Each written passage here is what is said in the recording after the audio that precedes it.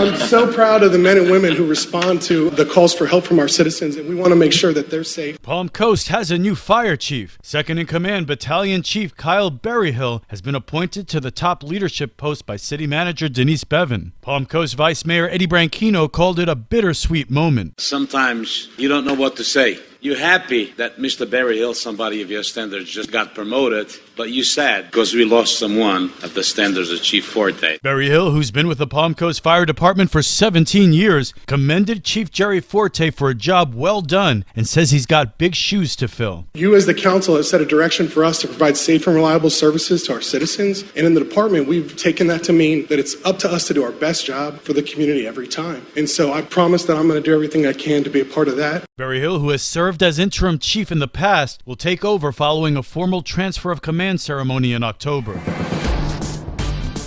This local news is a service of Flagler County's Toyota dealer, Beaver Toyota US 1 St. Augustine, here to wow you. A proposed development in Palm Coast hits a roadblock. Councilman Ed Danko says the Ryan's Landing Development's entrance road endangers children at a nearby school bus stop. Danko told developer attorney Jay Livingston the entrance needs to be relocated. We need to get that done and then revisit this. How hard can that be? I don't think that you can condition a zoning approval on another agency's approval when it's not in your land development code. Well, I'm not going to be in favor of an entrance right across from a school bus stop. He cited an example why. If there's an accident there and that spills across the street into that school bus stop and there's kids there, we have a potential safety problem. I went out there, I looked. Again, we don't control where the school district places the school bus stop. I'm not going to approve an entrance where there could be an accident like that because there is a school bus stop there. Danko also wants to know about the development's emergency entrance. Every resident have a code to get in and out? The emergency entrance is purely for emergency vehicles. So a resident wouldn't be able to use that in an emergency? In the event of an evacuation, they could use it stabilized so they'd be able to drive on it. Well,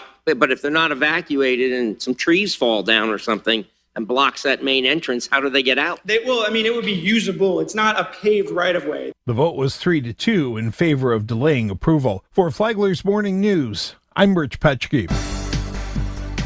It's record numbers. I mean, it's a record amount of money that we've gotten back to the county. The projects have been in the making for years in Flagler County, and now they're finally coming to fruition. An extension of Commerce Parkway in Bunnell and a septic-to-sewer conversion for the Barrier Island got approved funding in the state budget, signed into law by Governor Ron DeSantis. Flagler County Commission Chair Joe Mullins says you can't go wrong with investments in infrastructure. They clearly listen to us and are paying attention to the needs of the county. One of the big things that helped is they funded infrastructure, which we all know infrastructure is a big issue throughout the state with all the growth. And then the other thing they funded was jobs. Commercial Park Road like that to come in and to give us access to building and putting more commercial and business on there is very, very important. The septic to sewer project was funded at $8 million, while the Commerce Parkway expansion was funded at nearly $7 million. From the WNZF Newsroom, I'm Amy Cherry.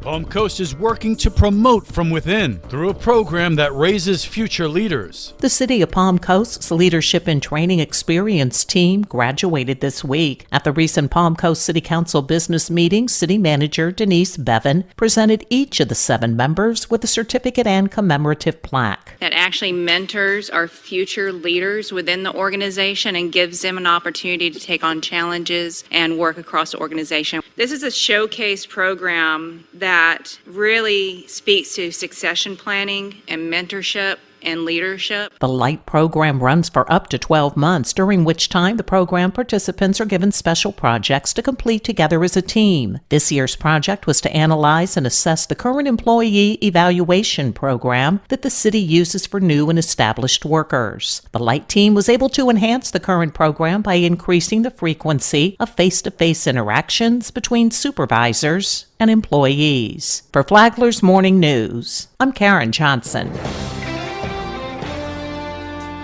What is WIC? WIC stands for Women, Infants, and Children. Michelle Morell is the director of the WIC program through the Flagler County Health Department. She said that WIC has a lot to offer for women who are pregnant, new mothers, and children up to 5 years old. We provide, at no cost, healthy food, nutrition education and counseling, breastfeeding support, and other referrals. Morell said they also offer food to families of children who are 5 years old or younger. Listen to Flagler Health Matters on WNZF on Saturday mornings at 11:30 or anytime on the Flagler radio app. Tomorrow, Morell talks about the current baby formula shortage and how WIC is affected. From the WNZF newsroom, I'm Deb Albertson. And now you're up to date on Flagler's Morning News. I'm Rich Carroll.